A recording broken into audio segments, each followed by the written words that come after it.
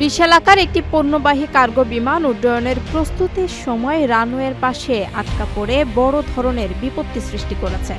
গতকাল সয়াবিন বোঝাই বিমানটি উড্ডয়নের উদ্দেশ্যে রানওয়ের দিকে নেওয়ার সময় এই দুর্ঘটনা ঘটে। ঘটনাটি ঘটেছে দক্ষিণ আমেরিকার দেশ উরুগুয়ের রাজধানী মন্টেভিডিওর ক্যারাস্কো আন্তর্জাতিক বিমানবন্দরে। বিমানবন্দর সূত্র জানায়, উড্ডয়নের আগে বিমানটিকে যখন টো করে নিয়ে যাওয়া হচ্ছিল, তখন এর একটি ভারী ল্যান্ডিং গিয়ার ট্যাক্সিওয়ের পাশে রানওয়েতে দেবে যায়। প্রচুর পরিমাণ সয়াবিন বোঝাই থাকায় বিমানটি অত্যন্ত ভারী ছিল, যা উদ্ধার কাজকে বেশ চ্যালেঞ্জিং করে তোলে। কার্গো টার্মিনাল সংলগ্ন এলাকায় বিমানটি দীর্ঘ সময় আটকে থাকায় বিমানবন্দরের স্বাভাবিক কার্যক্রমে সাময়িক বিঘ্ন ঘটে।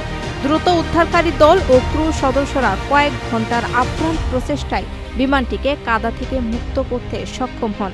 ক্রুরা নিশ্চিত করেছেন, যান্ত্রিক ত্রুটি নয়, বরং রানওয়ের দুর্বল স্তরের কারণে চাকাটি দেবে গিয়েছিল। বর্তমানে বিমানটির নিবিড় পর্যবেক্ষণে রাখা হয়েছে।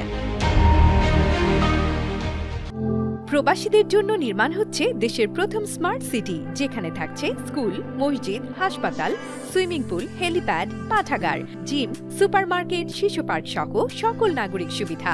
মাত্র ৩০ লাখ টাকা বিনিয়োগে মিলছে আকর্ষণীয় ফ্ল্যাট। প্লাটিনাম ইনভেস্টরদের জন্য ঢাকা বিমানবন্দরে ভিআইপি প্রোটোকল সুবিধা। বিস্তারিত জানতে যোগাযোগ করুন স্ক্রিনে দেয়া হোয়াটসঅ্যাপ অথবা ইমো নাম্বারে।